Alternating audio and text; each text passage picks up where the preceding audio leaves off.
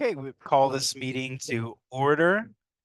First item of business is a public hearing for the budget. So I'm going to suspend the regular meeting and open the public hearing for the 24-25 budget. Is there anyone here who would like to speak on the budget? Anyone online? Nope. Okay, thank you. Okay, the public hearing is now closed. We will reopen the regular meeting or accentuate the positive. Good evening, board. My name is Shauna Schleif, principal here at Phoenix Elementary. Welcome, everybody. Hope you're having a great evening. It has been so busy around here and in all along the district. I just feel like social media has been flooded. I just want to give a big shout out. We had an awesome field day today. Thank you to Heidi Roberts, our PE teacher, who organized it, but it was an effort on high school helpers, families, teachers, staff. It was just a fun day here at PES. We just concluded our third annual family sing night out in our garden where we honor our partnerships with Rogue Valley Farm to School and Rogue World Music. So we had some storytelling and some sea shanty singing. So I've got some good songs in my head from that. We didn't have as big of a turnout as we normally do, but I think it's because we have kindergarten graduation tomorrow, and then we had field day today where we had a ton of families here. So we'll just be mindful about scheduling that for next year. Last week, we had our spring showcase where we got to celebrate some of our student growth data with our families and share individual student success. And then yesterday, we looked at our year-end data with our staff, and we're just really excited because we met most of our growth goals this year. So we increased our attendance from 62% regular attenders up to 70% regular attenders, which is big. We went from 11% proficiency in math up to 24% proficiency in math, and we grew by 1 percentage point in English. So ELA. So we're really celebrating a lot of growth here at PES and feeling really good about that. And that's all from PES. Good evening, board. Heather Lowe from Talent, as you know. I could really just say ditto and sit down. We also had our spring showcase and our jogathon and all the things. But I do want to specifically call out Carly Richardson. She's our PE teacher. It's been a really busy spring for her. And this week alone, I just want to share some of the extent to which she's, wow, dedicating herself to her position. She organized our jogathon event, which was a few weeks back, and we ended up raising almost $16,000. We're just under that right now. I'm guessing we'll get there. And then because of that, she organized a, humiliate the principal event earlier this week. Oh, that was yesterday, where they had dunked Miss Lowe. If you haven't seen the video, it's pretty funny. And the day before that, she was at the track meet with the 4th, 5th grade track meet. So thanks to Dave and the PE teachers for that and Brian McInnes. And then today was field day. So Carly has just been on fire all week, really bringing great events to our kids and our families. And I just want you all to know and the public to know like how much we appreciate her. And in addition to our showcase and our core review, which was outstanding as well, seeing the growth in our students. We also are in the middle of moving all of those classrooms. So it's been a little bonkers. And I just want to publicly thank the teachers who are having to pack up their classrooms and teach and do report cards and do field day. There's a lot of them that are under the fire right now to get all of this done. So they're doing a great job, and they're doing it with grace and humility and just really all hands on deck. And then John's team has been remarkable in supporting us through that. So thank you to them. And then the graduation walk today was remarkable. So thank you to Erica for your organization of that and continuing that tradition. It's so special. It's really special for me. I get to see my kids that were first graders and middle schoolers, and then, just full circle. So thank you for that. And then last but not least, I want to publicly recognize our special education team.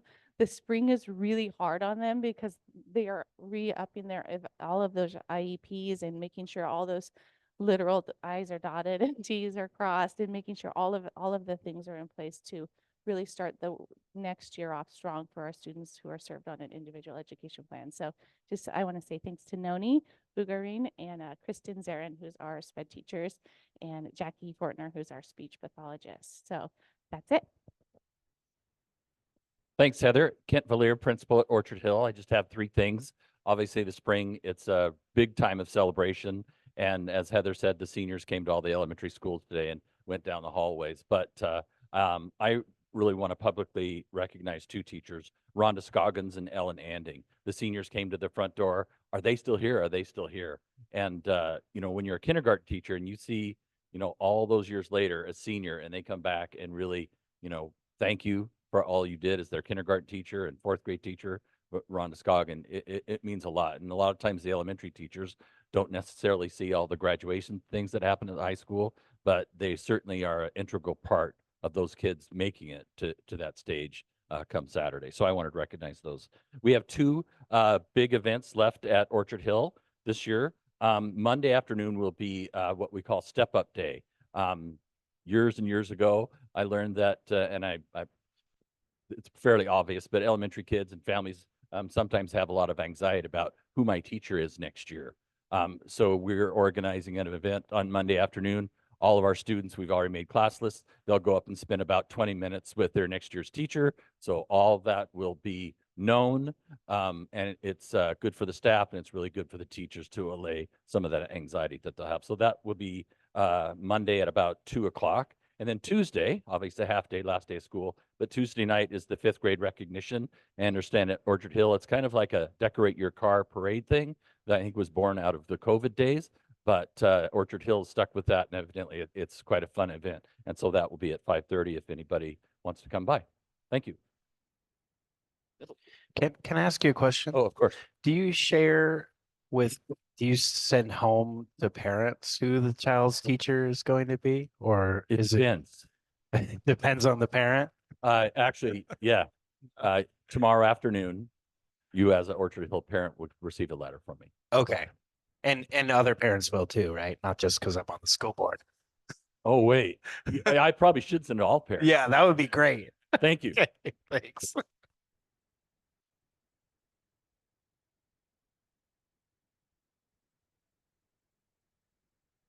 Good evening, Allison Haas, Talent Middle School. Just like everybody else here, the spring is a really busy final stretch here at Talent Middle School. And just to name a few things that have been happening in our building. Last week, we had our 5th grade family night, and about 70 families arrived for that. And then today we had a pretty big field trip to Wildlife Images. Tomorrow we have an assembly, a talent show, and a field day all happening. We have our 8th grade recognition on Monday, and then finally we get to unbox this year's yearbooks on Tuesday. And with all these fun things happening, I just want to highlight a couple really special things about these upcoming events. First, I want to recognize the impact that our Sources of Strength program has had on our school this year. This is the first year that we've had Sources of Strength at Talent Middle School. But already, they've had 2 successful fundraising events. Tomorrow, they're going to put on their 2nd assembly, and they're contributing to our field day in a really special way. They had a grant earlier this year, and they are using it to provide an inflatable obstacle course at field day. So a really sweet, special thing that our kids are doing. So I just want to highlight those really awesome young leaders that we have as part of Sources of Strength. And then, of course, our adult Sources leaders, Liz Fletcher, Bree Bates, and Jamie Wright. And secondly, I want to highlight the hard work that Sandra Tringolo and her yearbook students have put in all year to create our yearbook. Our yearbook students not only document the magic that happens on our campus, but Sandra has really taught them how to use metrics in making the yearbook to ensure that we're really incorporating as many students as we can into our yearbook and creating something that really represents all of our students. And lastly, we just want to acknowledge that May and June can be really busy times for educators. And so with all things considered, we felt that May went pretty smoothly at the middle school. And we know that that was not an accident. And so we just want to acknowledge that all of our staff have been working so hard lately to be in the halls, to reteach expectations, and continue to partner with families to hold students to high expectations. So as we wrap up the year, we just want to thank and recognize our TMS staff for all of their hard work, and that we are just so grateful for them. And that's the middle school. Thank you. Can you see me? Hi, everyone. Good evening. Just a few things going on at the high school too. I know. First, I want to shout out to our Future Planning Center staff, our partners with Project Youth Plus and TRIO, as well as our student resources team and all of our donors, because we had a wildly successful senior awards night on Monday. I know I saw some of you there. Thank you so much for coming. It's a great event to start out our graduation week because it really grounds us in the work. We're getting a lot of kids through the finish line, and it can be really chaotic in the best way, but that really grounds us in our work and allows us to celebrate them. And each student who's earned a cord or an award gets a special moment. And so I'm really thankful for that work.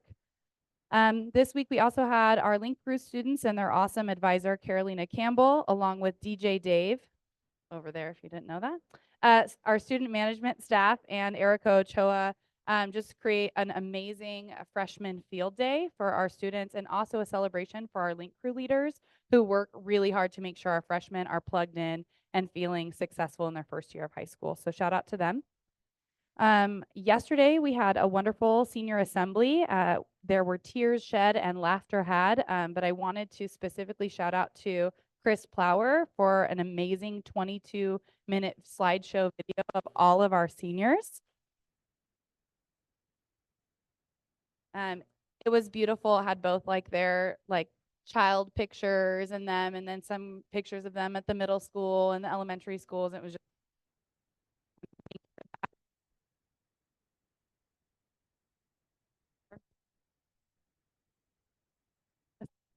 put the mics on. Juniors, our juniors won our spirit competition. It's kind of a big deal. It's very controversial, especially in the year of spirit. But they really did a great job rallying around their class. And even though seniors also did a great job, juniors had a lot of fun at their field day. I want to shout out to Miss Rollins for a beautiful art you can check out anytime you're in our building the next couple of weeks. And also Mindy Pirelli, who is our alternative education teacher. Talk about her very much, but I just want to say she's really getting creative in we can get our alternatives to earn credits, and that's really the name of the game in an alternative program. And so today we had one senior who we weren't sure was going to be able to cross the finish line and was in tears when he got to turn in his last credit form. And that happens a lot, but I just want to shout out to Mindy Torelli for that. And last, but certainly not least, before I hand the mic over to Mr. Earhart, I just want to say we want to shout out to Mr. Earhart, who makes us all look bad because he's just an amazing administrator. He's made an impact on our school beyond what I can even say, and I just know that he's really going to be missed, and I don't know if I'll have the opportunity to tell you how awesome he is before he goes. So here's Mr. Earhart. Thank you, Kaylin. Appreciate that very much. Appreciate the opportunity to work with all of you the last 7 years. Lots of stuff going on right now. Our band, they had a wonderful all-district band concert about a week and a half ago, filled the gym, and kids from 5th grade on up, and the band program continues to grow. Then they went out to Azalea Fest and had a great time marching out there over Memorial Day weekend. 39 3 or 4 sport athletes at PHS this year. So we're really proud of that. Kids are participating, and it took us a little while to get back there. 4 years ago, I think we're at 20 of those kids. Now we're at 39, and we have to keep going to Randy Kirkland at facilities and say, make that board a little bigger in the gym. So we're really proud of that. FFA is moving towards wrapping up their year. They were at the spring fair last weekend at the fairgrounds. They had a barn full of animals. So I think they got somewhere between $12 to $15 per pound for lambs. And we'll have at least 3 steers and some other fowl in the actual Jackson County Fair coming up next month. And then finally, as Heather alluded to, the track meet went really well. Appreciate Joe's coverage of that. We had over 200 kids there, 4th and 5th graders. That's the 3rd year we've done that. Lots of spirit and healthy competition. So I appreciate elementary schools. Everybody came in their shirts and had a lot of fun getting after it. So thank you guys again. Appreciate it.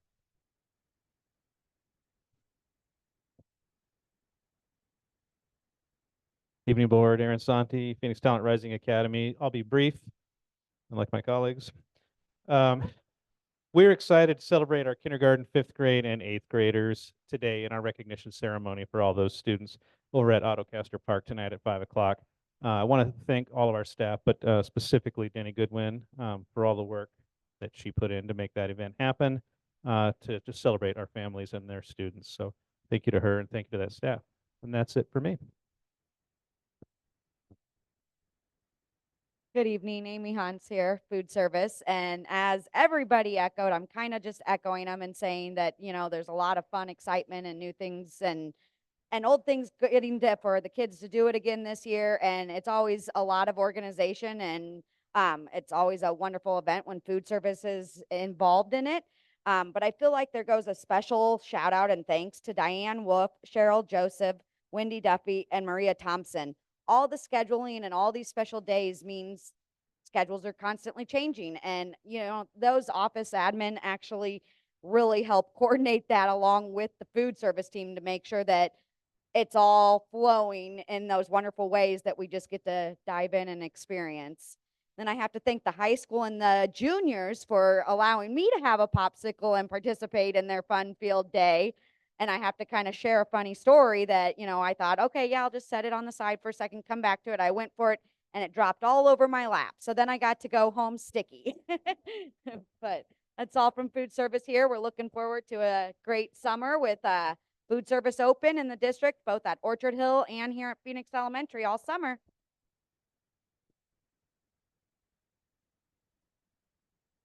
Thank you so much, everyone. Anything from the board? Oh, do you want to go first? I see how competitive you are. I'm happy to let you go first. I just want to say thank you so much to our student panel. You have been so incredible, so attentive. You bring so much of yourself, and it's really beautiful to see. And I feel so privileged that we get to learn so much from you. And I know that this is your last board meeting, as you are one of our graduating seniors. So congratulations. I'm really excited for your future. And I'm so glad that we have these other amazing representatives. And we hope that you have a lovely summer and that we get to see you sometime. And then one last thing, I really want to acknowledge Laura Millet in her incredible leadership, not only for the Phoenix Elementary families, but really just such a community advocate and leader for change. Last weekend, we spent almost all day here with 41 families doing a curriculum called Abrazando Comunidades, which is hugging families, bringing families together.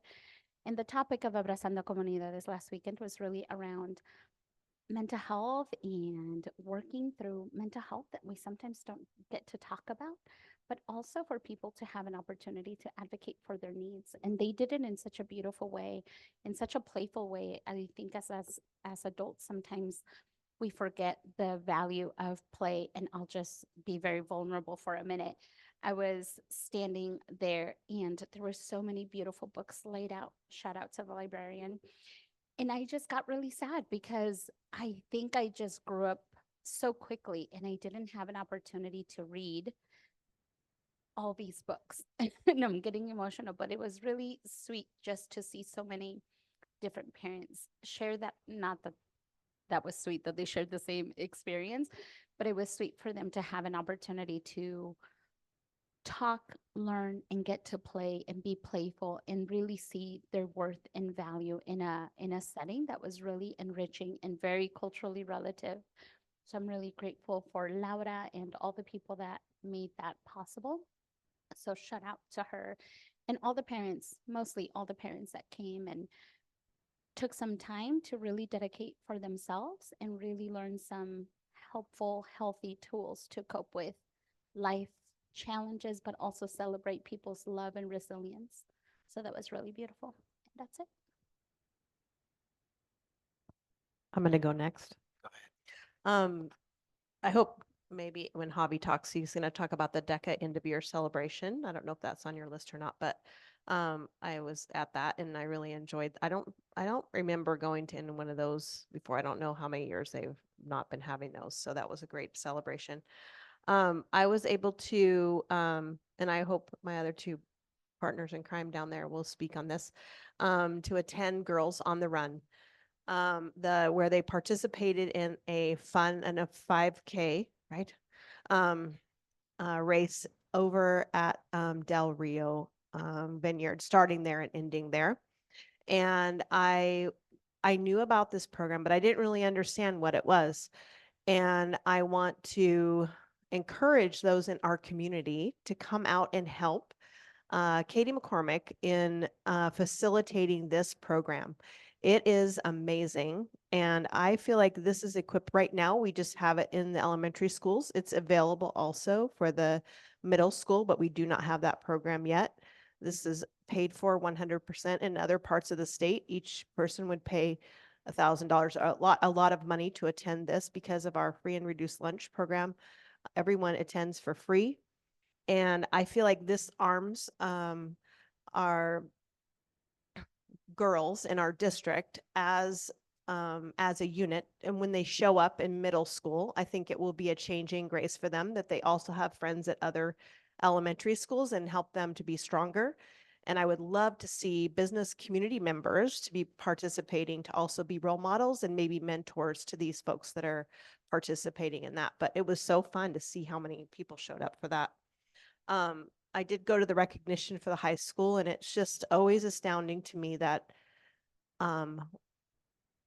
how many folks work so hard, and then how well they show up.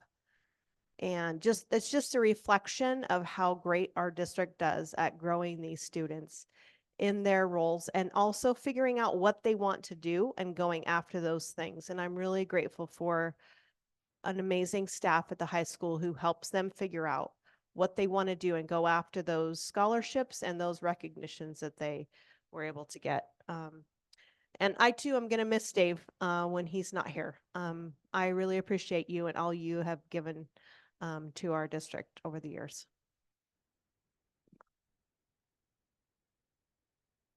May I, Please. I do want to say we've got a great group of students down here, and they've done a great job this year. And I also want to thank Dave. Did an outstanding job as athletic director. And the field we have, the track we have, everything, and all under his direction. And his announcing the basketball games, perfection. Gonna miss you, Dave. You did a great job. Thank you.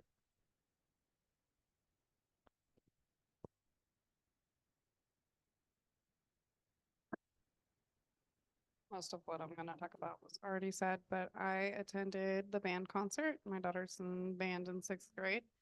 I also attended the concert in the fall and or the winter, and they've gone a long way since then. It's amazing. It's amazing. Yeah. I went to field day today at the elementary school, Talent Elementary School. That was really fun. There's a lot of kids in that one. I'm used to the smaller kids, but yeah, so there's a lot of kids having fun. And I did attend the Girls on the Run 5K. I was Cassidy's running buddy.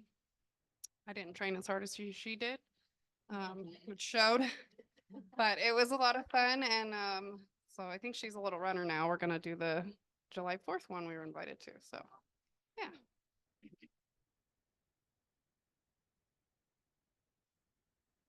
And just one last thing, I did hear that you do not have to be a runner. You could walk.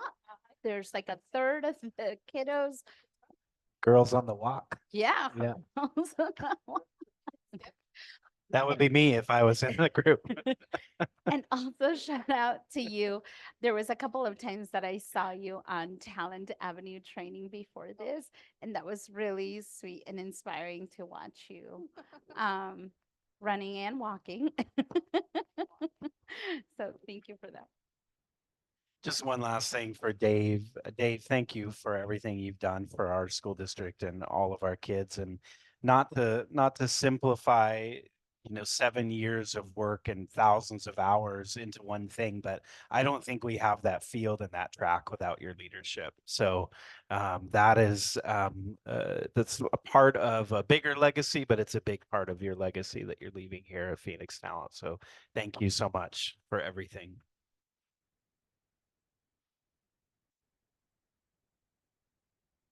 Sorry, did I step on you? Go ahead.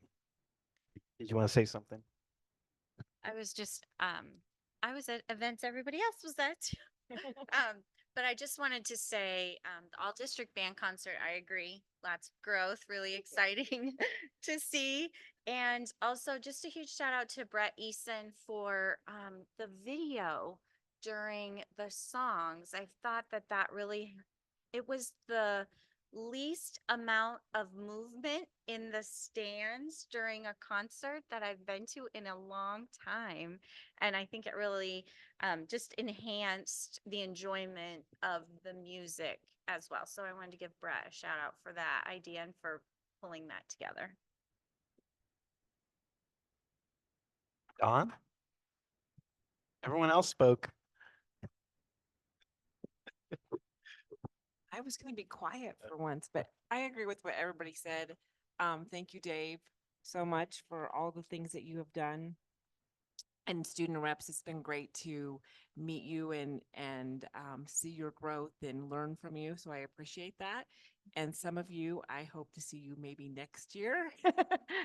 Javi and I have already had a talk. He wants to be my shadow buddy on a few meetings. So I think that it's amazing that we're a district that can do this kind of stuff, that can support staff members who dream big, and we can make those big dreams, and we can support the students who dream big as well. So I am very proud of how our district is and very thankful for all of you. Perfect segue. Student representative report for the last time this year. Who's going first?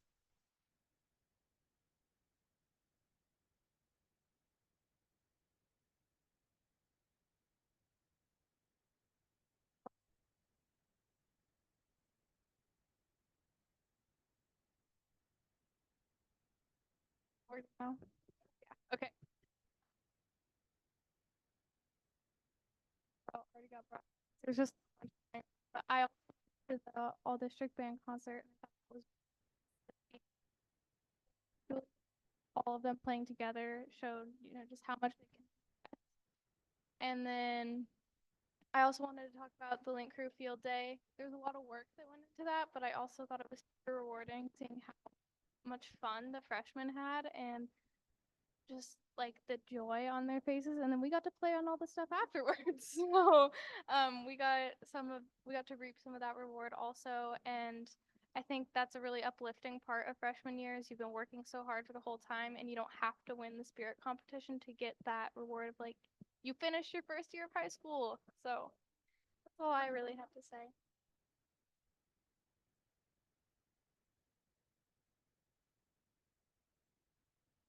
Hello?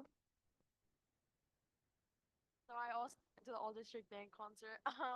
It's the first one I've been to in a very long time, but I didn't know that there was an elementary school band.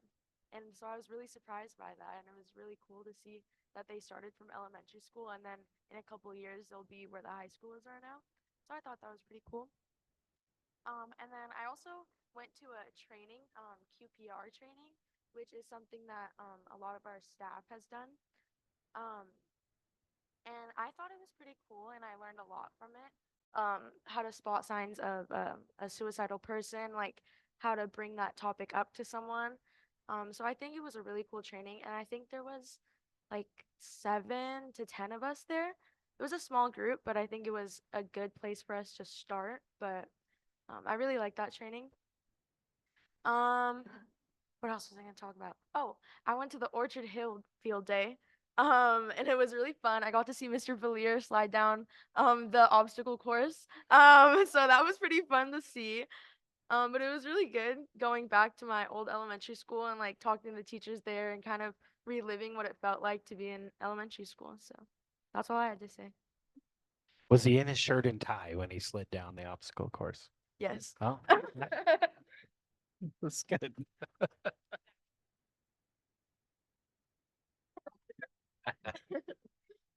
Where to begin? The past few days of school have been kind of surreal with especially with the senior assembly, getting prepared, doing our capstone presentations, getting that all ready. And seeing all my friends up at our senior assembly, seeing the baby pictures of them, it was kind of sad but happy, just new chapter in life. And then today we had our senior walk around the schools. And when we first arrived here, I'm like, okay, I'm not gonna get sad. I'm not gonna get sad. Started walking through the door, and I'm not gonna get teary eyed. And I got about right there before I couldn't stop laughing. Remembering how stupid we were back in elementary and middle school. 90 just memories flooding in, walking through here. It was such a good experience. But yeah, I was belly laughing by the time I was out that door. And yeah, we have our senior presentations going on tomorrow, which I'm not nervous about, maybe a little. But no, that'll be fun. And then graduation Saturday. Done. Can't get in trouble anymore. Once I get that diploma, I'm doing whatever I want. But no, it's been fun. You're almost a chose reader. Just remember the diploma's mailed to you, I think, right? Yeah. So the always- thing you get handed Saturday is gonna be blank, so be on your best behavior. We'll see about that. No. Hobby. Hi everyone. Well, I want to start off by saying like congratulations, Garrett. I'm gonna miss you a lot in weight training and everything. Okay, but oh wow. And I wasn't at this 8th grade band concert, so I'm gonna have to get caught up on that. But it's been a really exciting year, and looking back at it, it's been amazing. We just finished our Giovanni Sparrows assembly, and just the fundraising for everything. We ended up raising over 8,000 for him. So it was, yeah, and it was really amazing to see how the community stepped up for one of our own this year, and just going off of that as a leadership team, like looking back at all the other fundraisers like Love for Lahaina and local fundraisers, and how much we got closer after doing those fundraisers and coming together as a community to work on that. Not just the leadership team, but the whole school and all the staff members and admin helping us out, like letting us be able to do all this in the first place. So that was really amazing. And Joe Zavala helped us a lot this year to promote things, and thank you for your help. And yeah, the DECA banquet was the first time we've had it. I don't know when the last time was we had it, if we did, but we got to say goodbye to our seniors and just talk about where we're going into in the next year. And I'm really excited to see where DECA can go, because it's been growing a lot as a local chapter in the last 2-3 years. And I want to give a shout out to Cielo and Max High, who got national recognition for DECA, and they're graduating class, but they were really big mentors to a lot of us that are going into our senior year. And also at that senior assembly, it was also very surreal to when Miss Cross told us that we can walk to the other side of the stage to take our seats, and we're like, wow, we're really the last year coming up, and that was really exciting. But something else about the assembly I wanted to point out was the junior cup winner was Valeria Arevalo. I think that's her last name, and she has put in so much work in our leadership team and our community. She deserved to get that recognition, and I'm really proud of her for getting that. And she also helped us out with our 8th grade mini assembly, which was when our soon-to-be freshmen came in and just had a little mini assembly and orientation and a club rush. It was really exciting to see that, because in the last 3 years I've been in leadership, I don't think I've seen a class that's been more exciting than this year's class. So that's really fun, and just thank you guys for this opportunity to be on this board, and you guys have helped me a lot. So the connections I've made with you guys, and thank you guys.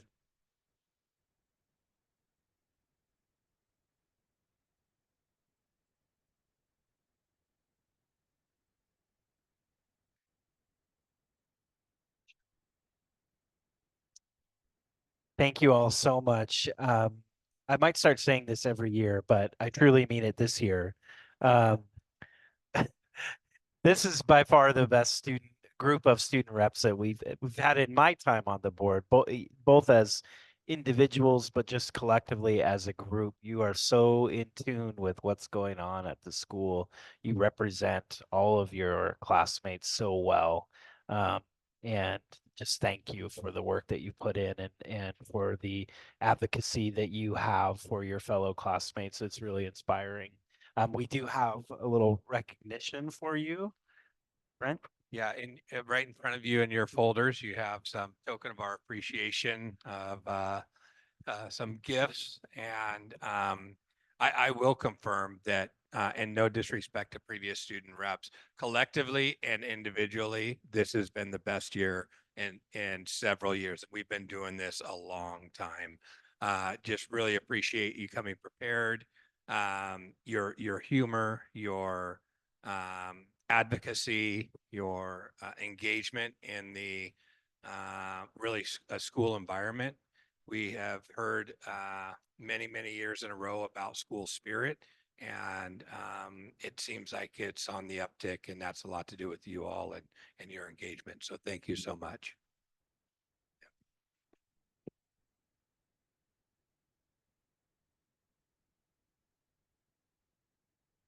All right, super. Oh, wait, we first have public comment. Do we have anyone who wishes to speak before the board? In person or online? Anybody online? Okay. Superintendent report. Thank you, Chair Campbell. I just want to start off by, you've just heard a ton of things that have been happening in our district. And I just want to lift up the leadership team. We talked earlier in the week at our last ad team meeting, just how much they're carrying right now with just all the events, all the evaluations, all the end of the year stuff we're talking about next year. Just a tremendous amount of weight on their shoulders right now. And what you see is what you get. They're smiling, they're laughing, they're excited for the kids this time of year, and just really appreciate this team. So thank you all. Want to share some exciting news. We applied for a community eligibility provision, which is a CEP for our food service, no charge food service. We have qualified until June 2028. Which is a huge feat. And thank you to Amy and Debbie for all your work on that. So that is worth a round of applause for our community. District-wide, yeah.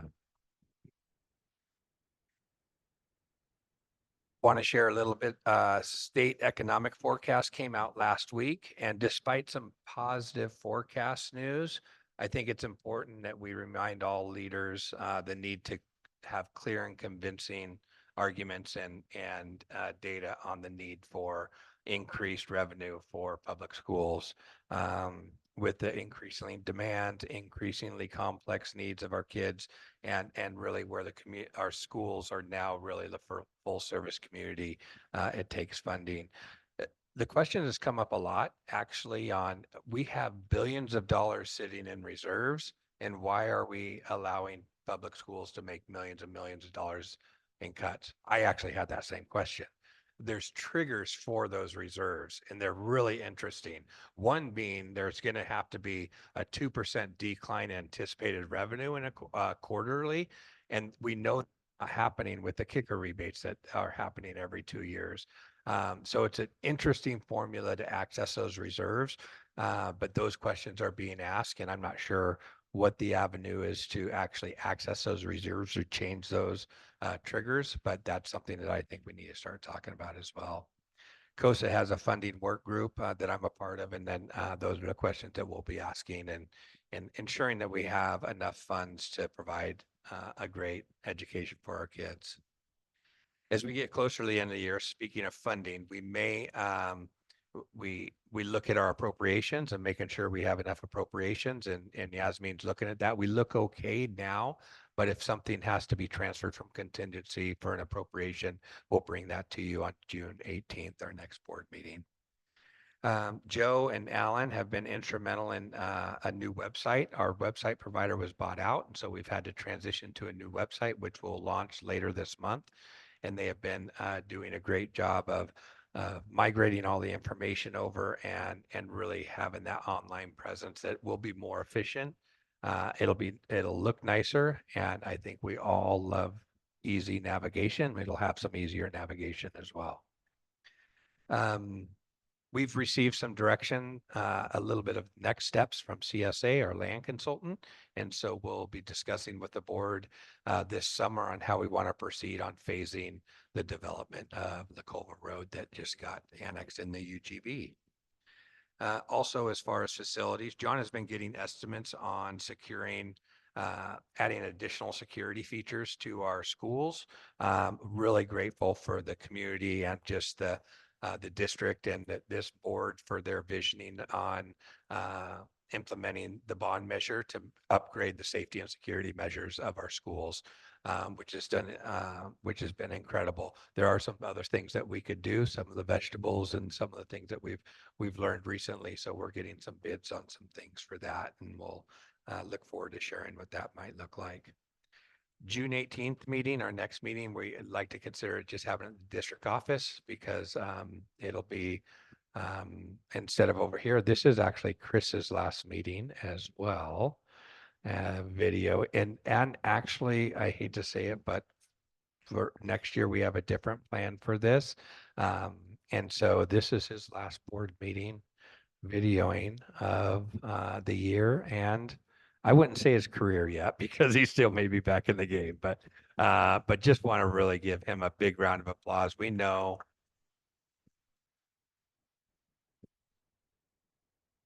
this board is, big on transparency and wants everybody to be able to access, what's going on in our school district. So thank you, Chris, for that. Finally, this week's going to end on Saturday afternoon at over at Phoenix High School. And I want to echo what people have said when Dave said, hey, let's put a turf field in, and it's pandemic and it's fires and it's all sort of, I go, how are we going to do that? He goes, just let me take a look at some things. And we have a multi-million-dollar facility, and that's a great way to spend graduation. So much nicer than it would be if we didn't take that leap of faith. So thank you, Dave, and hope to see you all at graduation. Just so you know, once we get there, we can organize who's doing diplomas, when and how and who they want to hand the diploma to. That's all I have. Thank you. Questions for Brent? Can we give Chris one more round of applause? Thank you, Chris, for everything. We will miss you. I know you'll miss us too. Every other Thursday next week. Okay, next is the consent agenda. Do I have a motion to approve the consent agenda? I move to approve the consent agenda as presented. Second. Thank you, Sarah. Thank you, Dawn. Any objections? Hearing none, the consent agenda is approved. All right, buckle up. Action items. We got lots of action items. First is, these are budget resolutions. We do need to do all of the budget resolutions individually. So this will be a lot of motioning and seconding and voting. So do I have a motion on resolution 24-1? I move to approve resolution 24-1, adopting the 24-25 budget as presented. Thank you, Polly. Second. I'll second. Thank you, Don. Any discussion? Okay, Nancy? Rebecca? Yes. Sarah? Yes. Dawn? Yes. Rick? Yes. Polly? Yes. I vote yes. 24-2. I move to approve the resolution 24-2, making appropriations for the 24-25 budget as presented. I'll second that. Thank you, Nancy. Discussion? Nancy? Rebecca? Yes. Sarah? Yes. Dawn? Yes. Rick? Yes. Polly? Yes. I vote yes. 24-3.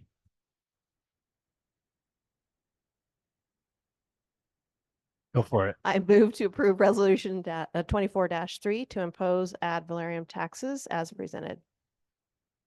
Second. Thank you, Rick. Discussion? Okay, Nancy? Yes. Rebecca? Yes.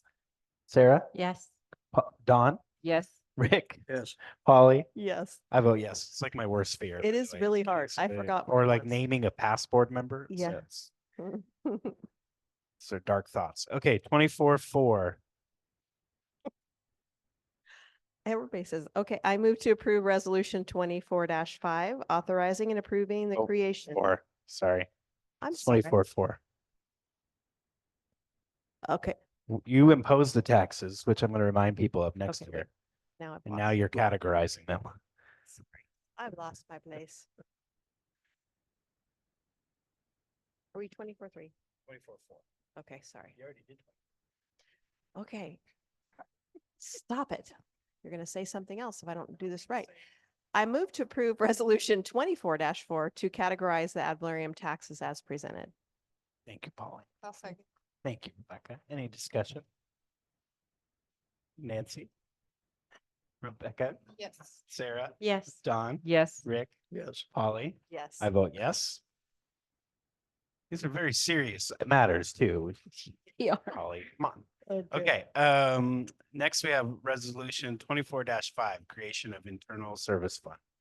This is another budget. I move to approve resolution 24-5, authorizing and approving the creation of internal service fund as presented. I second that.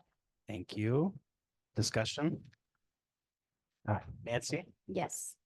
Rebecca, Sarah, Yes. Dawn, Yes. Rick, Yes. Polly. Yes. I vote yes. We've established a new precedent. If you make the first motion on budget stuff, you have to do all of that. It's all So good. let the I'm down. record show. Okay. Great job and congratulations. And thank you to Brent and your team and Yasmin. Yasmin and her The team. champion. And thank you to our budget committee as well, who is so awesome and so engaged. Really appreciate everyone's work in that process. Okay, I3, Board Policy BBF, Board Member Standards of Conduct. I move to approve changes to policy BBF, board member standards of conduct as presented. Thank I you, Rebecca. second that. Was that Nancy? I Thank second you, that. Nancy. Discussion? Okay, Nancy? Rebecca? Yes. Sarah? Yes. Dawn? Yes. Rick? Yes. Polly? Yes. I vote yes. I4, BCBA. I move to approve changes to policy BCBA, my goodness, student representative to the board as presented. Second. Thank you. Discussion on this? Yes, please. Rick's done his homework. Sorry, who moved and seconded that? Nancy moved and Rebecca's second. Yeah. Okay, Rick, go ahead. Sorry. Here's this. 1, 2. The fourth, where the green is down there. This is a. Wait, what are we looking at? We're looking at BCBA, correct? Okay. What paragraph is that called? I don't know. The first one was green in it. I don't like the green in it. I don't think it is. Is it crossed out? It is crossed out. Yeah. It's crossed out? Yeah. Yeah. Yeah. Well, The blue is just the one that, it's interesting how OSBA gives us these now. Because of color, some of the blue is crossed out. Blue typically means the language that we recommend. And then if it is green, we keep it green and cross it out if we don't recommend it. But if in that, what would that be? The fourth-ish paragraph with blue sentence on top and the green is crossed out. I don't like the green and say crossed out, so. Yeah. I have no problem. I do think it'd be Thanks. good, maybe especially if we have this much, maybe just provide a clean copy with. Is there? I don't see it in my packet. Oh, there are 2 attachments? Okay. I'm fired. You want me to leave? Okay. All right. Sorry.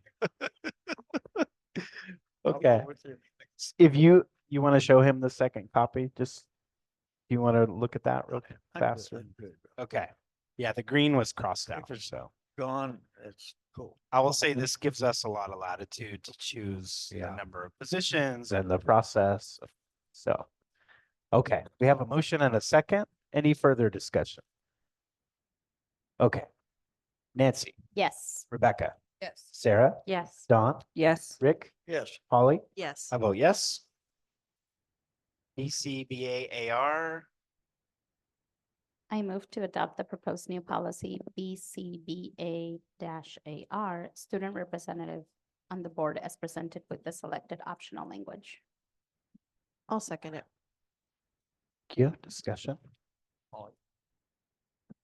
I too think this gives us lots of latitude and room, so appreciate having something to start with going forward. Thank you. It's our most controversial subject, our most talked about subject, for sure. Every year. I think that I talked to Denise earlier about, I don't know if it was this particular one, I think it is, that we maybe set aside time in March to have the discussion of getting student rep leaders in the spring for the next year Yeah. and actually do it. I think we should do that in January, maybe during our work session or something, a little earlier. March hits and it's almost Okay. a little behind Anyway, the curve. before, Earlier. so we don't have yes. this discussion every time we should have done. I agree. And if we can consult with Kaylin, that would be really helpful as she understands the flow of the school year. Yep. Good point. And puts clarity to our craziness. Thank you. Yep. Mhm. Always. That's tough to do, but we'll try. We have a motion and a second and we're, yep, on the AR. Yeah. Yeah. Do you have something you'd like to add? Did you want to offer something? No, I read through it and I have a lot of comments. Oh, yeah, go for it. Yeah, go for it. First of all, this is an AR.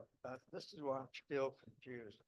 Normally, we do not deal with ARs. That's up to the administration to do. Yeah. But this time we are. Yes, so from what I understand, and correct me, it's when, because this is a new AR, we do have to take action on it. So if, so if it's brand new, then we do have to take action to adopt it. Is that right? Yep, okay. Yeah.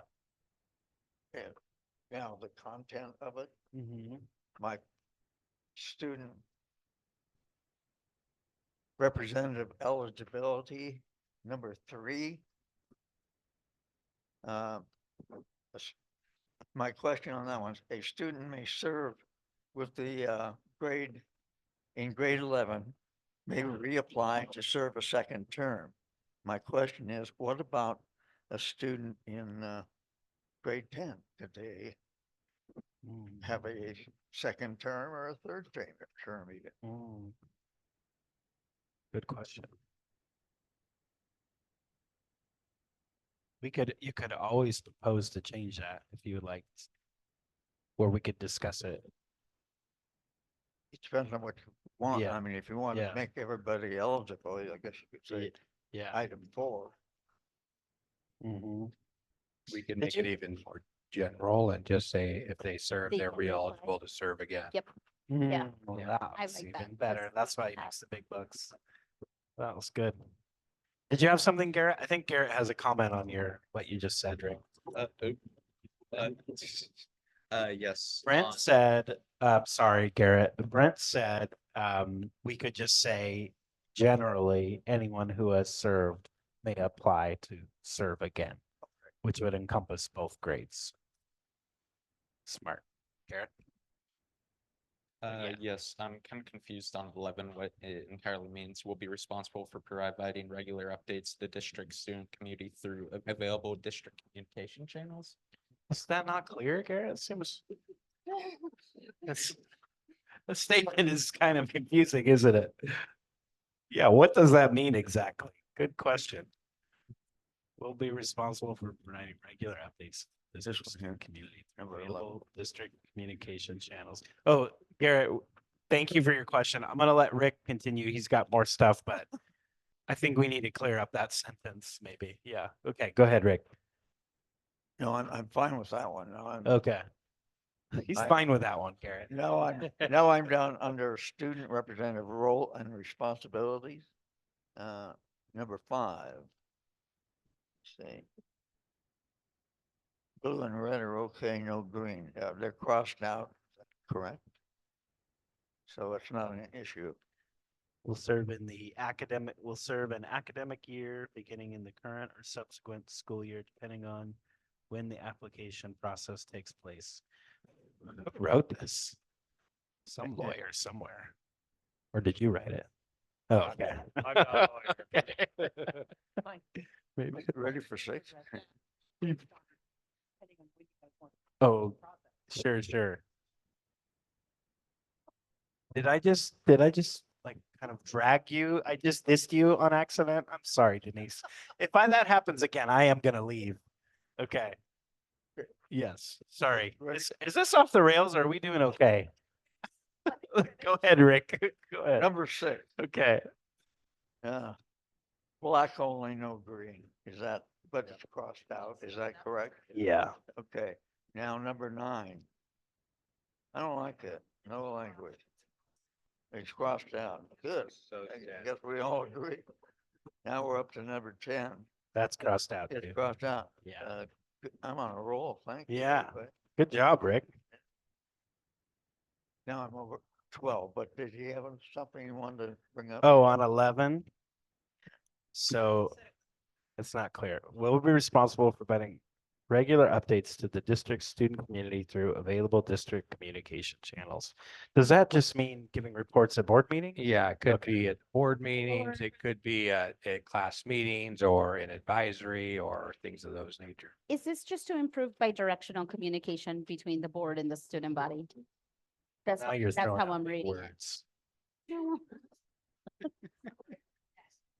You know what? I really do appreciate the playfulness and the levity because I think it's important. Yeah, So thank you. but we should probably lay off a little bit. Sorry. I'm getting a little nutty. Okay, I think we're okay with number 11. Does And that we make can sense? clarify Garrett? what that could look like. Okay. And if your fellow board members would like to change that, you could propose that next year. That could be one of the things that you do.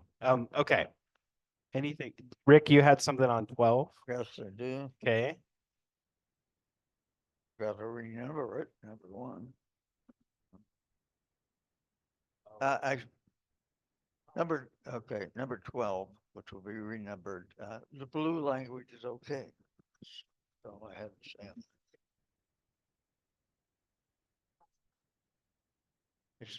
Is that crossed out too? No. This That- one the here. language So is 12, still there, yeah. no on that, okay, good. And number 14, I said yes on blue.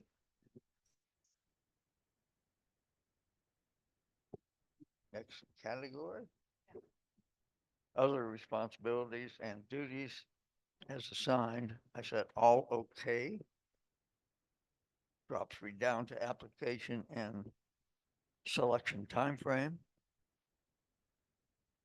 No on green, but it's crossed out, is that correct? Yes on all blue. Okay.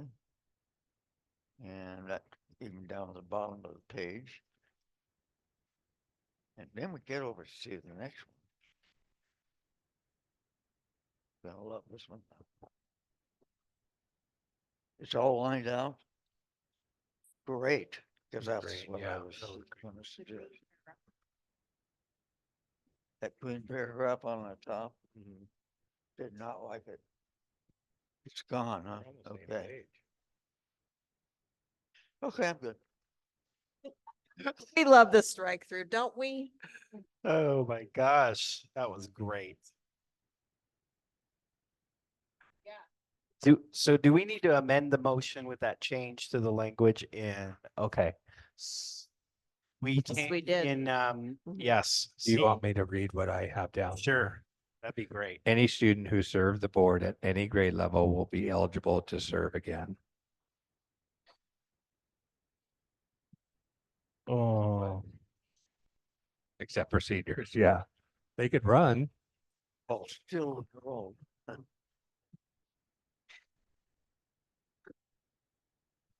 Okay, hold on, but this brings up a question. Do we want people who, if you're appointed in 10th grade, to be able to serve for 3 terms, possibly? Now, and but your language said will be eligible to serve again, but do we want them to just be eligible or to reapply? To reapply. Thank you. I think that's an important distinction. Yes, okay. I just have to say that I am glad that our board feels passionate about this group. And many of our fellow school boards in the state of Oregon do not have these folks serving on the board with them. We can help them on writing their policies too. Michael, I have one thing, Okay. which is, is this a good time? Yeah. On the first, this is be a resident full-time student. Is a resident full-time student someone who is on a inter-district transfer?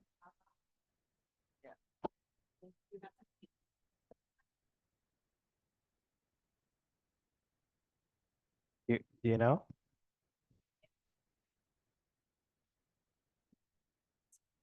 See, There you go. I knew the answer Can would we be repeat for the record irresistible. what Denise said? Yeah, if an inter-district transfer is approved, they are considered a resident student. Yes. We should ask our students if they have any more questions. This is your policy. Any more thoughts or questions on any of these things? Okay, good. We did the work for you. Don? Yep.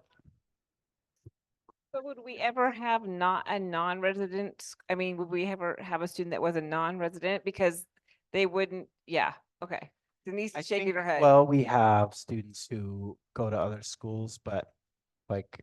But you wouldn't come if you weren't approved to transfer because then you would be like, how would they know? Because you Maybe like homeschool who might participate in an activity, but not go to school Okay, full time. that makes sense. Thank you, Michael. Yeah. That's what I was trying to figure out. Yep.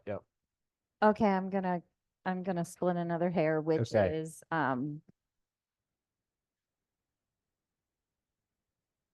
international students are called, Oh, exchange, yes. are they considered resident? Okay. Mm. Mhm.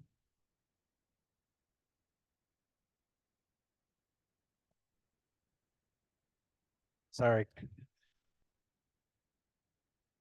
He wouldn't be able to do it, I guess. Sorry, Carl. Then he says something.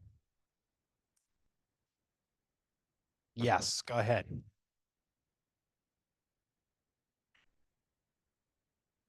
To serve additional terms. Yes. Right? So now what do we need to do to make that part of the motion? Can we say as amended? Okay. Sure. Ooh. Okay, Just as I move to adopt the proposed new policy BCBA-AR, student representatives on the board as presented with the selected optional language as amended. Ooh, that was good. Thank you. Second. Second. Thank you, Rebecca. Okay, are we ready to vote? Yes. All right, Nancy, Yes. Rebecca, Yes. Sarah, Yes. Don, Yes. Rick, Yes. Holly? Yes. I vote no. Just kidding. I vote yes. Okay, I6. I vote yes, Denise. Make sure you don't put no down for me. I don't want it on record. I voted no for that. Nancy. Nancy Nancy and made the motion. Rebecca. Nancy made the motion. Yep. And Denise, I apologize for inadvertently dissing you in public and your lawyerly language skills. Okay. I owe you a coffee now. Michael, Yes. thank you for indulging me. Oh, of course. I appreciate this is good. We got to get it right, Rick. This is the first. It's awesome that we have a policy now. So that's going to be good. Okay. I6 policy CB superintendent. I move to approve the change to policy CB superintendent as presented. Second. Thank you. Discussion. This one's not as big a deal. So, okay. Nancy, Yes. Rebecca, Yes. Sarah, Yes. Don, Yes. Rick, Yes. Holly. Yes. I vote yes. Superintendent contract, CBC. I move to approve the change to policy CBC superintendent's contract as presented. Second. Thank you, Sarah and Rebecca. Discussion. Okay, Nancy, Yes. Rebecca, Yes. Sarah, Yes. Don, Yes. Rick, Yes. Holly. Yes. I vote yes. Last. Two more. CBG, evaluation of the superintendent. I move to approve the change to policy CBG, evaluation of the superintendent as presented. A second. Discussion? Oh, Rebecca seconded. Oh, Rebecca moved and Nancy seconded. Oh, I'm hearing things now. Sorry. Did we get that right? Did you get it, Denise? Rebecca and Nancy. Rebecca. Is it time for a recess yet? We're gonna skip recess. Okay. I just like holding that over them for like 3 more minutes. Okay. Any discussion? I'm gonna yield some power. Watch me. Okay. Well, not enough. Okay. Are we ready to vote? Yes. Nancy, Rebecca, Yes. Sarah, Yes. Don, Yes. Rick, Yes. Polly. Yes. I vote yes. Last one, CCG. I move to approve changes to policy CCG, evaluation of administrators as presented. I second it. Thank you, Rebecca. Thank you, Polly. That's the problem is I normally do that. I did. Any discussion? Okay, Nancy, Yes. Rebecca, Yes. Sarah, Yes. Don, Yes. Rick, Yes. Polly. Yes. I vote yes. Everything's approved. Thank you all. We will recess for 7 minutes. Be back at 7:20.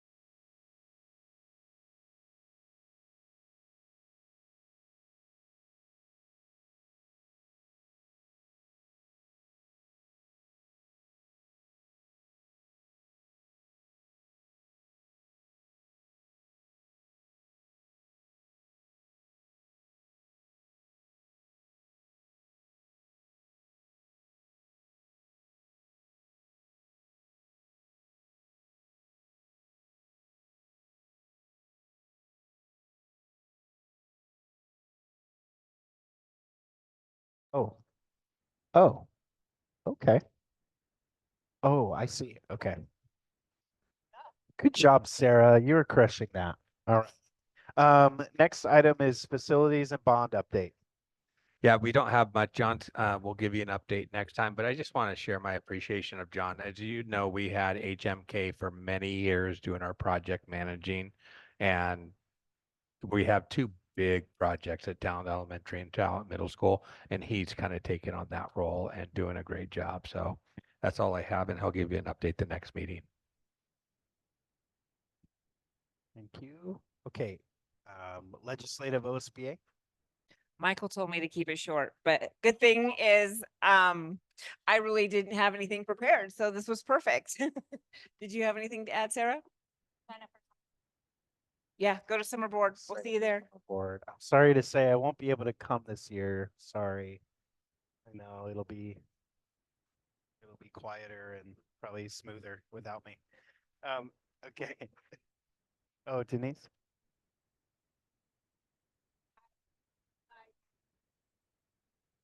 Did you get your reservations?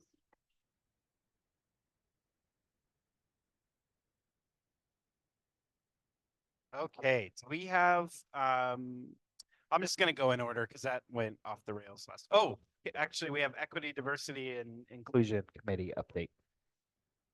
We have it. Yes. I don't know if anything's on. There, it goes. All right. Yes. Hi, good evening. Good evening, Lively Board. You're very lively tonight. It's fabulous. I'll be short and sweet and I'll talk fast. We finished up our second year of our EDI Advisory Committee. Super proud of the progress we made this year. And that being said, we'd like more, always looking for more representation next year. Again, this year we had a really large group get started and that number sort of dwindles as the year goes on. That's something we just sort of are working through. I do just want to remind you that Educational Equity Advisory Committee will be required by the state for a district our size in September of 25. So in the 25-26 school year.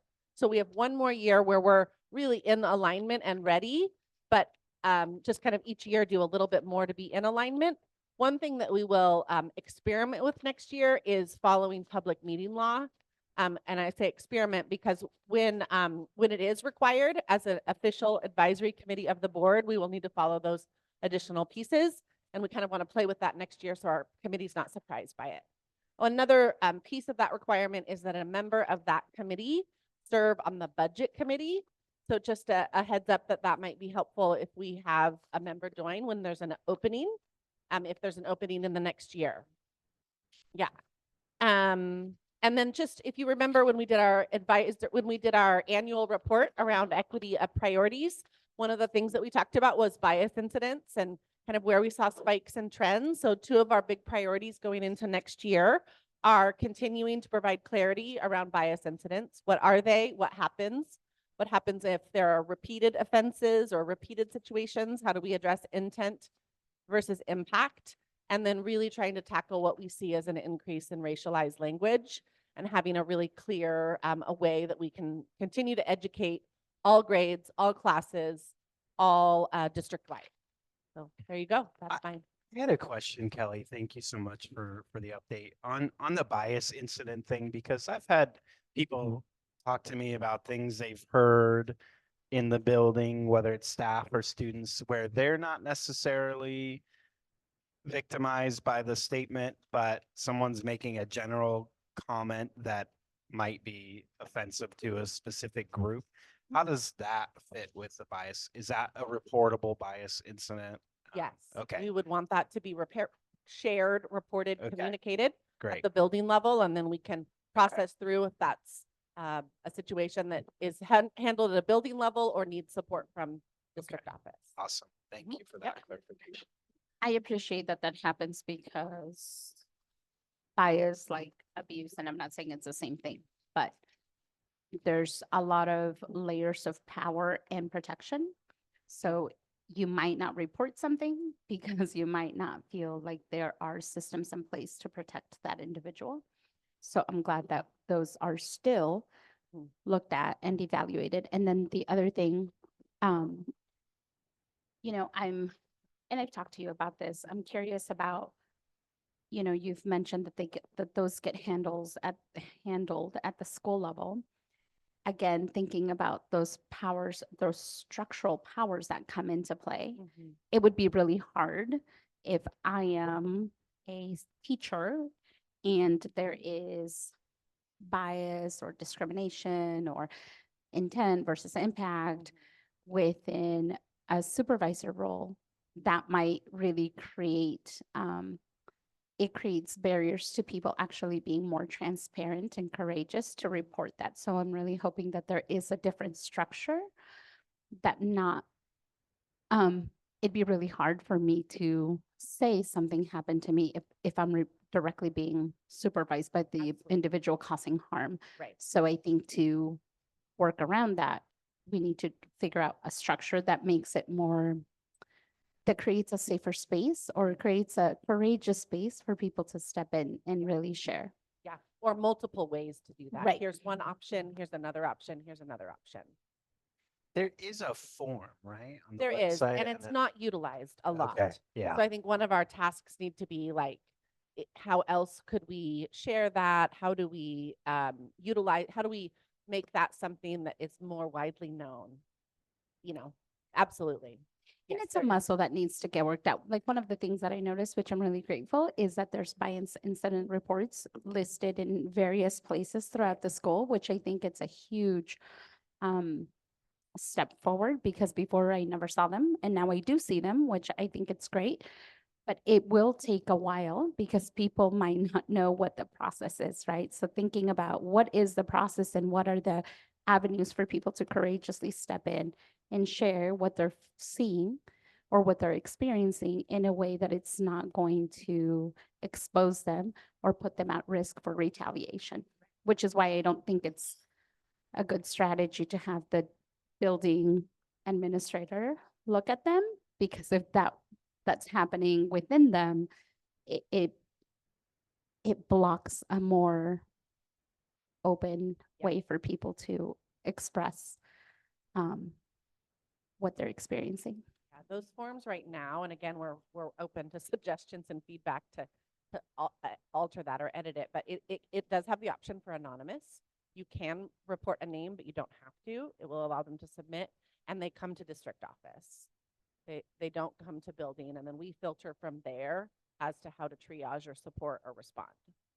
And then the people who are reading them, have they been trained on how to read them right? Because if I'm experiencing something that I'm like, oh, that's not a big deal for me, that might be another challenge that I think it's really critical for people to be trained to think about what those bias incidents are, like microaggressions. That doesn't bother me. Why would it bother anybody else, right? So you need to give people the tools to know how to look for those things that are happening. Absolutely. It's a very small group of us. Okay. I mean, Have there been, is there training? Like, what is the structure for that? yeah, it's a very small group at district office. I mean, in some ways, because we want to maintain confidentiality and consistency in how we respond to that. So right now it's Tiffany, Jessica, and myself, and then we kind of triage from there.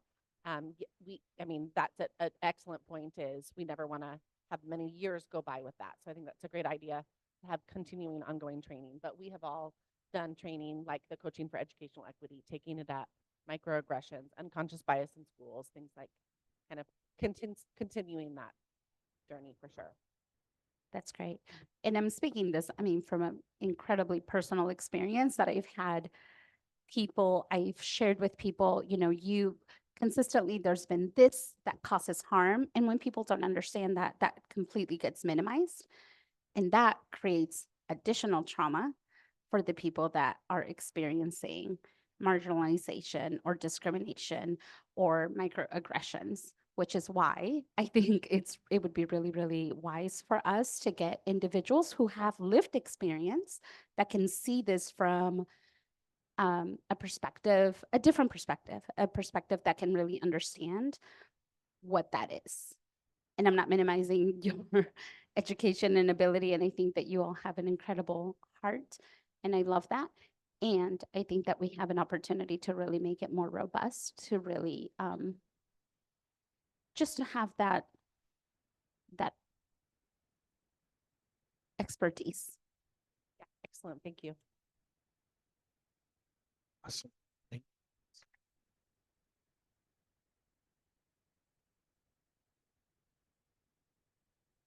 Kind of wanted to say that while I think that there are ways to report it easily, there's also ways, like for students, it's really hard to find that avenue because I've never seen something around school that says if you experience an aggression or you experience, getting put down in any way, because that doesn't just happen racially, it happens, for people of different sexualities or genders. There's not really anything like that I've experienced around the school that's like, hey, this is where you fill this out. And for some people, I don't want I'm already experiencing this really scary thing. So I think just something to improve on is like, we had those suicide hotlines all around school, and just even a piece of paper in the bathroom, like I'm sitting there and I read it all the time because it's just right there. So, there's just, I think having that avenue, because especially for employees, I think it's probably a little bit easier because you have been told about that resource, you've been told about those company policies. But for students, you kind of just go in with the idea of like, hey, this happened. I can tell a teacher, that might be scary. I can tell admin, but I'm not sure I'm comfortable with that. Excellent point. Thank you for sharing. Thank you for speaking up about that. That's really good feedback. Mina? I'm in BSU at our school, and this has been a very big topic for us for the past couple of weeks. We've had a meeting with Ms. Ochoa about it. So I just think it's really important that it's being talked about in the whole district and not just at the high school. Because while it does happen at the high school, it doesn't start at the high school. It starts at a very young age. And so this is just a very personal thing for me too, and for a lot of my friends. So I just want to say I think it's very important that these like policies and stuff go through and are like, I don't know the word, like more put out there. So yeah, like people have more knowledge about it. Yeah, so another teacher who's really passionate about this is Tariq Moore. He's one of the football coaches, and he's the runner of BSU. And he's had like a very deep conversation with us about coming to him. And us as BSU, we've been trying to figure out how to get like a anonymous thing to go to him, because not everyone, but a lot of people know him and trust him. So if that's someone you want to talk to about that too. That's a great idea. Thank you so much. All right. Thank you. Very good conversation and feedback. I was remiss when we were at item E and hearing from our student reps. Normally, and thank you for those who reminded me, normally we do take a moment to ask you for your feedback on both the application selection process and then also just any feedback you have to offer about what we can do next year to make your experience as a student rep better. So I don't want to put you on the spot, but if you do have anything to offer in that regard, we'd love to hear that from you. Yeah, Garrett? I think a great thing would be, how we accentuate the positives that happen in school. Maybe right before or after that, have a short amount of time to maybe accentuate something or something that needs to be talked about. Because there's been a few times where I've been here thinking, oh, well, if the right time comes up, maybe I could talk about this, but it usually just keeps going and going. I think having a designated time, not like you're not mandatory, oh, hey, you have to say something negative. Like, hey, if something's going on that you might want to talk about, this would be the time to do it and talk about it then. Yeah, Don? I have a question. So in the past, do you think it would be appropriate to do it during, because in the past we've let students say something in their student reports about change. Do you want a separate section, or do you want to have more support as your student report to be more, I guess, with more knowledge where you can, do you feel like your student report has to be just certain things in positive, or do you, I guess that's my question. Do you feel like it's pre-planned for you and you have to say what you have to say, or do you not feel that you have the option to say whatever you want during the student report? I guess that's my question. I feel like the idea behind the accentuating the positives is a good thing. Like having that time period talking about the great things that are going on in school should be mandatory, but I also think there should be a separate, different time to where you can talk about maybe a problem that's going on, preferably before, so you talk about the bad and then get to the good. And not do it at this, I'm just asking Oh, it yeah, and not doing it at the same time, because that's what we have in the past. Okay, I so, think- go ahead. I feel like if you do it at the same time, the positives would definitely overlook the negatives, and Okay. then the same problem would happen where it doesn't feel like the appropriate time to talk about it.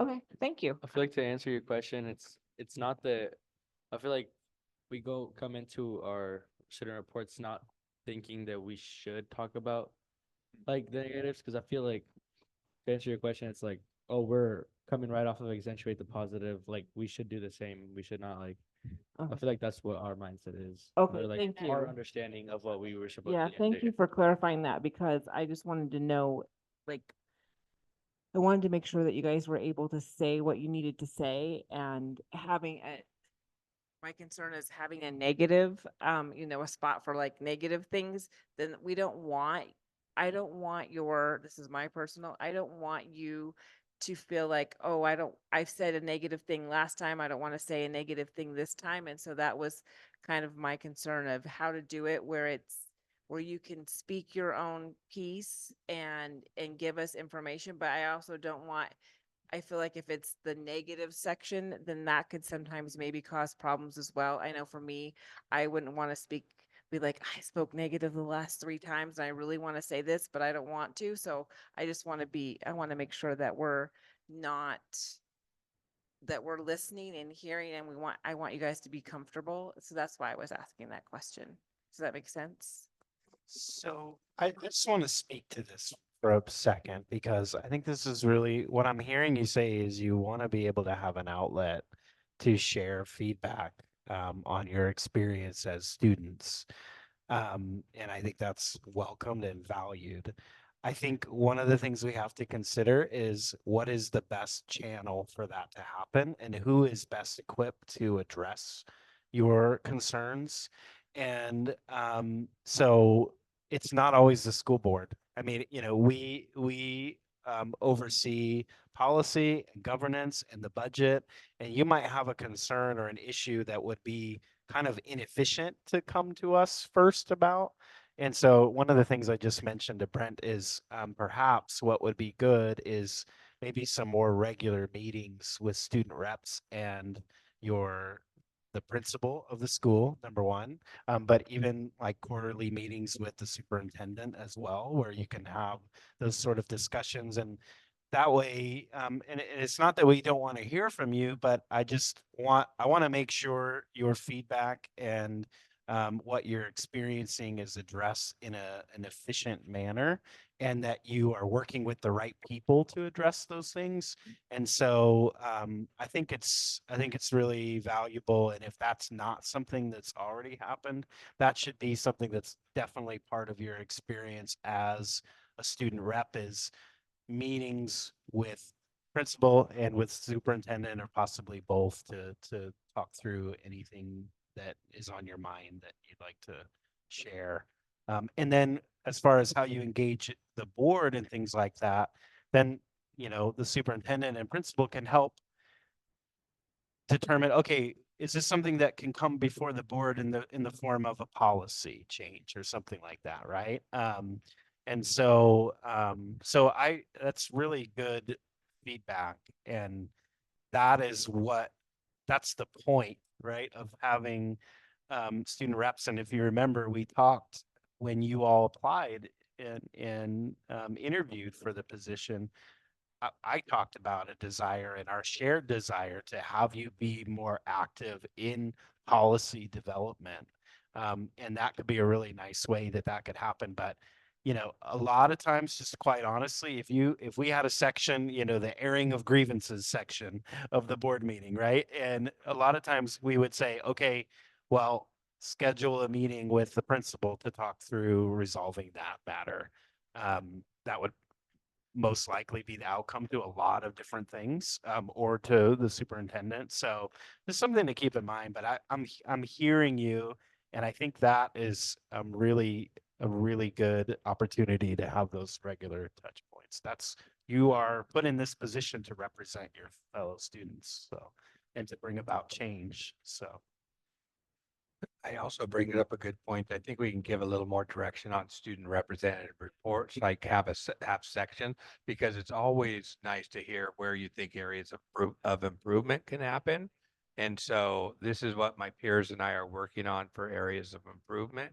And so maybe we can subsection a little bit of student represent. I don't have that in my mind yet, but really kind of open the venue for that a little bit for an area of improvement that you're working on or would like to see.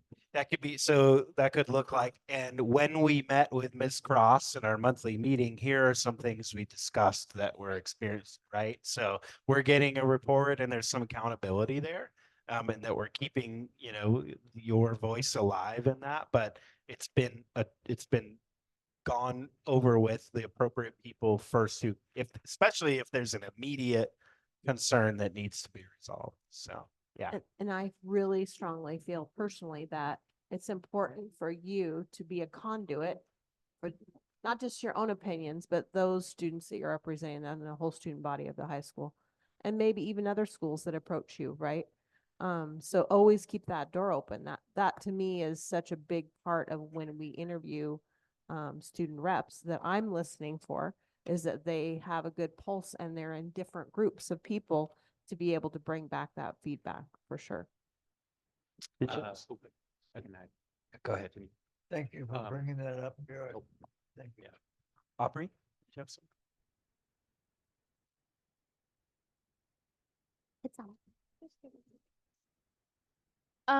I just kind of wanted to add to that I feel that when we have, you know, you come right off to accentuate the positive, and there's kind of this pressure to like also say something really great that's going on, and not necessarily say like, well, I want the school board to change this, and I'm mad about this, so you guys need to do something about it. Like, I feel very heard by you consistently, and but just it's hard to say, well, let's do a section after recess where we talk about what we want changes for, because that's not in front of the people who really need to hear those changes because they're here prior to recess. And then I think as far as meetings with Ms. Cross, that was something that happened for a while, but then it kind of turned into like, we would go to those meetings and we would talk about like, okay, let's just make sure everyone's on the same page about what they're talking about.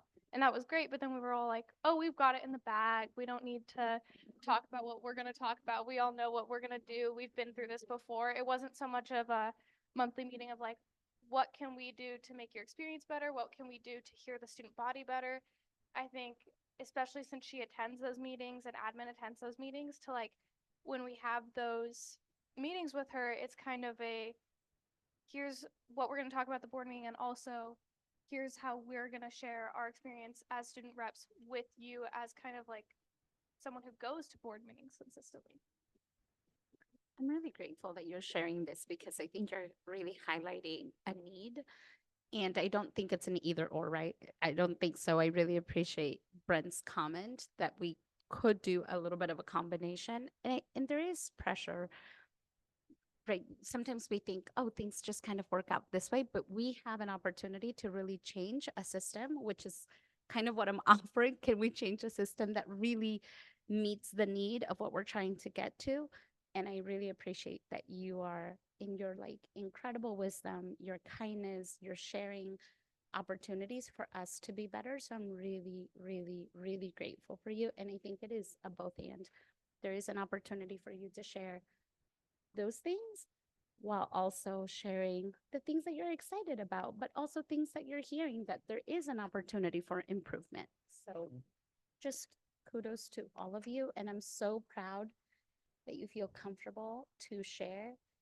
And I'm just curious what other you talked about trust with the BSU. And I think that, you know, when we're inviting people to step into courageous conversations, it requires a lot of courage, but it also requires effort and work from us too.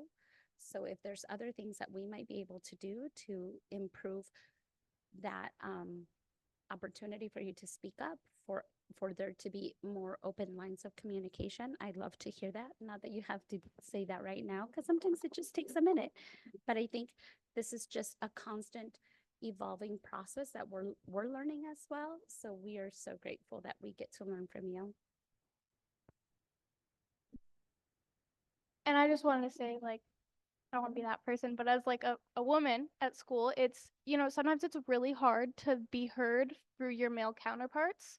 And it's even had studies done that men sometimes have harder times just registering women's voices, like scientifically, and they're more outspoken. They tend to speak first, and having this outlet to be like, hey, I have a voice too, is really important to me for like the female community, to let everyone know that like I can have my voice heard. And I think as long as we keep having that open line of communication where we can say all these great things are happening, we are a great school, and we can continue to improve, because if we cap out the improvement, then we're just going to start degressing rather than regressing.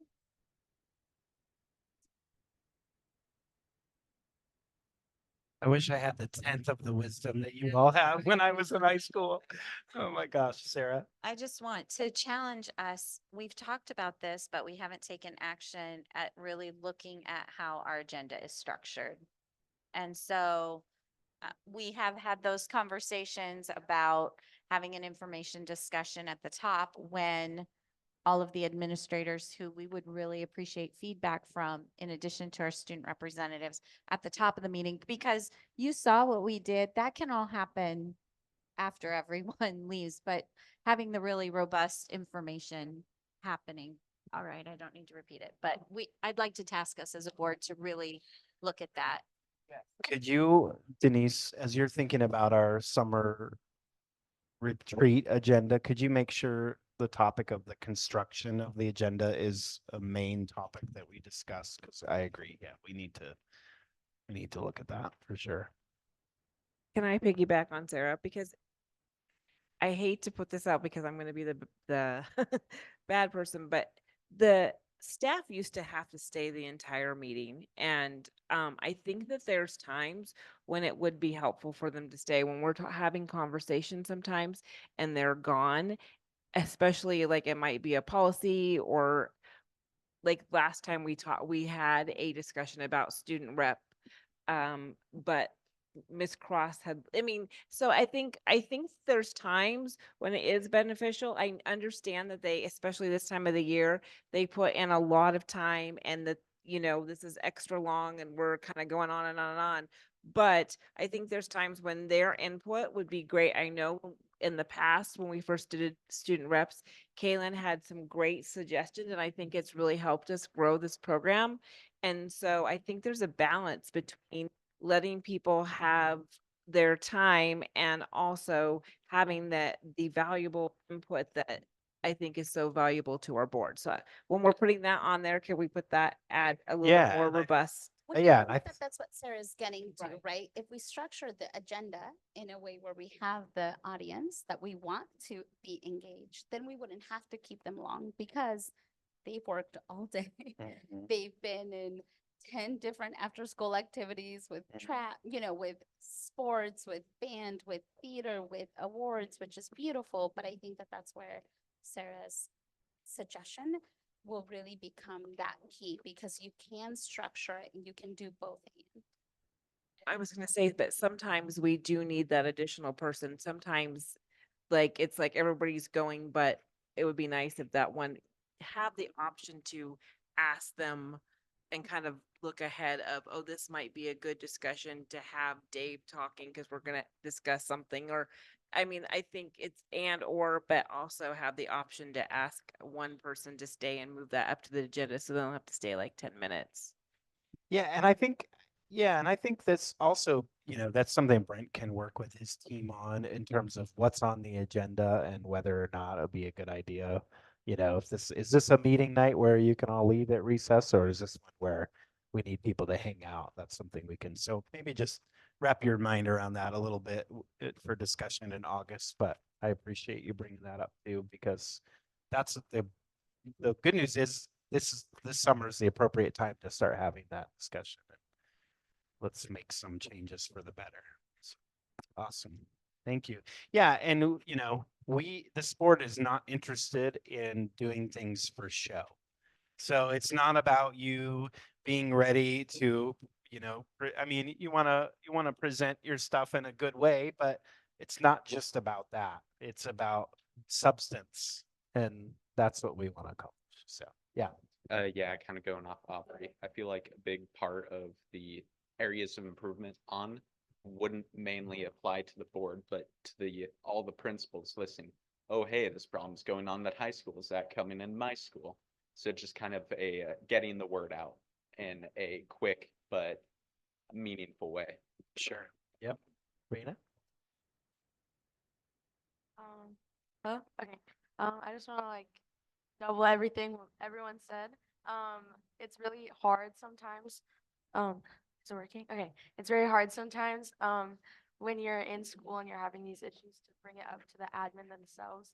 So even just talking to you guys, because I feel like something that you all have done this year has made us feel very comfortable talking to you guys, which is something that not a lot of other adults have have done for us. So I think that's something that personally has been really amazing throughout this year with you guys.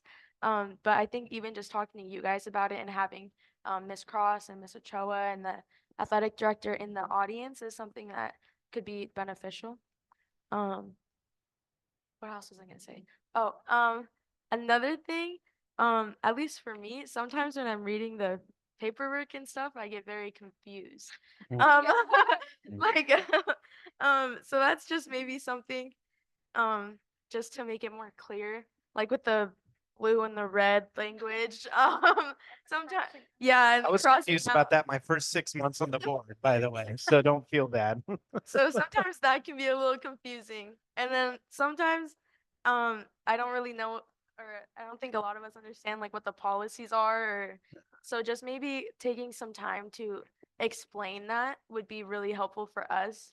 Cause me personally, I love learning about the new policies that are coming to our district and to our schools. So I think that's something for next year that could be really cool. Thank you for that Talk so about much. having a student representative liaison. I'm happy to be that, and I mean, I would love to get to hang out with you all more. But I don't think we ever. I mean, I don't know if any of you did it. I know obviously I didn't, but having a liaison, some sort of mentorship to just give clarity or give context would be great, and Good I would idea. love to sign up.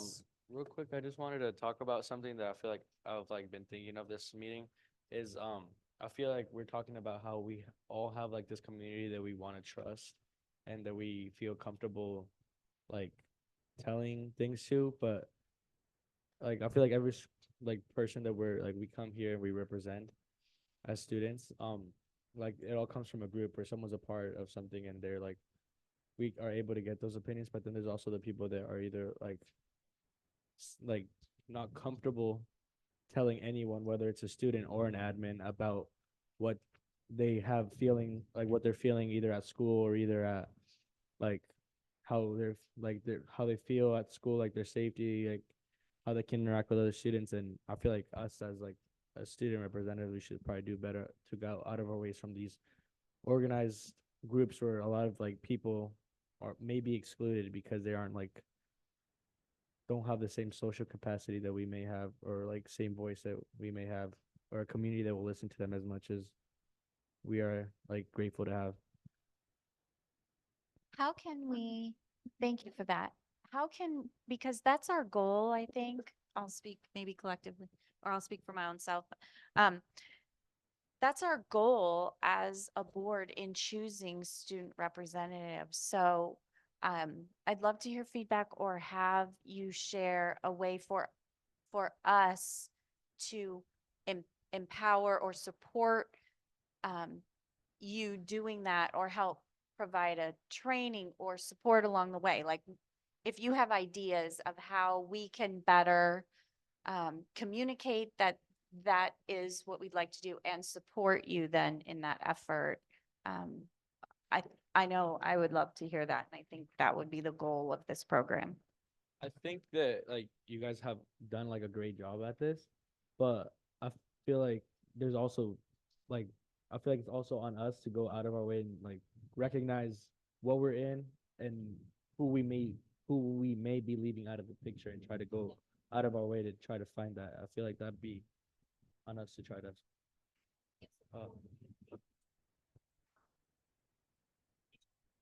Yeah.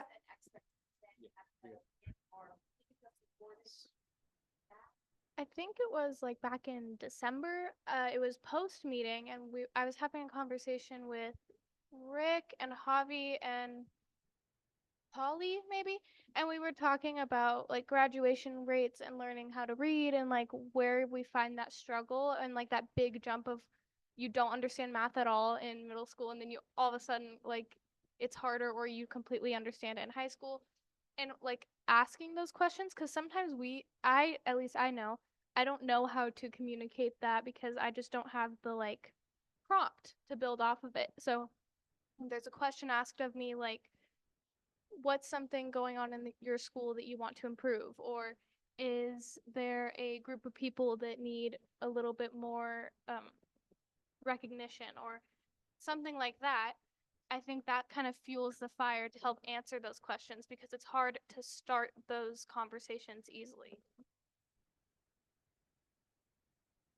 Yeah, that's exactly what I was talking about with having a designated time to talk, things to improve on. That would be the exact time to bring that type of stuff up. And that's why I think it'd be a very important part to have. Before maybe the accentuating the positives, because then you don't have that pressure of, well, all these positive things were just talked about, now I'm going to say something negative. I think, yeah, having it right before, so you can lead into the positives, kind of equal things out while still bringing those types of problems and forward. And I would say that offering, feedback is an opportunity to get better, as a system, as a school district, as a board. So it's not necessarily negative. It's an opportunity. So I really, really appreciate all of your feedback and your conscientiousness of your fellow student and being aware this concept that not everybody has the voice that you do, and that's why it's on you and leadership and link crew, and I know some of you are involved in all of those things, but not everybody may be. And that's another thing that popped in my head is, how could student reps onto the board, what does that look like with your relationship with leadership and with other leadership type groups or affinity groups that happen at the school? And I think this is very much a topic for the principal too, for Ms. Cross and the team and any advisors of those various programs. But that's another thing that might help, and maybe you all have a few meetings a year where you invite students to come and share feedback with you on their experience in school. Yeah, like a panel type thing. So it's all really good ideas. I don't think we'll solve everything tonight, but it's good to think about. Yeah. Rena? That is actually something that has been getting worked on. Is a like an advisory board. So one student from every advisory meets at least once a month, talking about things. So that's something that's been brought up this year. So hopefully, me and whoever the vice president is and Ms. Cross can work on it next year. But yeah, that's something that we've all been thinking about. So yeah. Good stuff. Thank you all so much.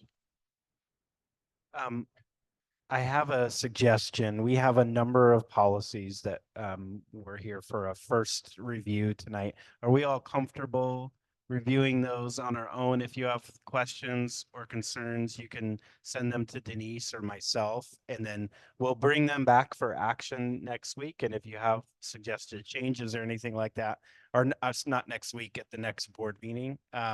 Otherwise, just in the interest of time, are we comfortable handling it that way for these policies? Okay. So the next meeting's agenda is there for your review. Let me know if you have any questions or concerns about that. That'll be at the district office and just remember that's Tuesday, the 18th. So that's a different day than we normally meet, and that'll be will we have an executive session, do you imagine? 5:15 is the executive. And we have to all bring our devices that if you have one given by the schools or any kind of access, we have to bring those to that meeting because we're going to go through two-factor authentication. Yeah, so that was before we do executive, we will have an executive session, but Alan's going to do multi authentication. And that'll only take about 15 minutes and then we'll get into executive session. Okay. So we'll actually probably advertise it as 5:30. Okay. We're not, MFA is not an executive session qualified. It's not? No. Okay. But if you did miss it, Raina is the new ASB president. Congratulations. Phoenix High School. So congratulations. Miss Cross dropped that tonight. Official results and hot off the press. So congratulations. Congratulations. Very cool. Wow. That's how Nancy got on the board. She was ran unopposed too. Nobody wanted to challenge her.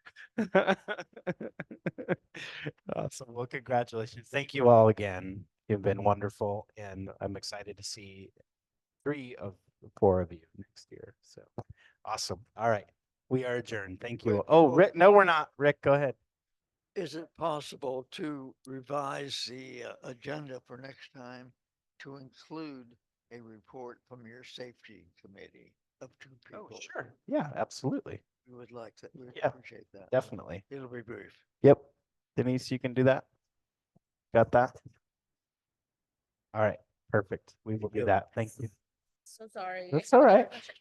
For the board policy BBFC, reporting on suspected child abuse, is there training that gets offered on like what to look for child abuse? Oh, yeah.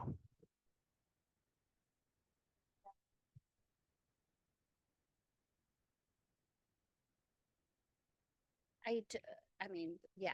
Okay, so I'm good. I should definitely take it again because I don't, I'm like, I took this training, like I've taken it before Yeah. in other spaces, but I don't remember taking it here. Okay, thank you, love. Thank you for reminding me that I'm already good to go. Okay, we are adjourned.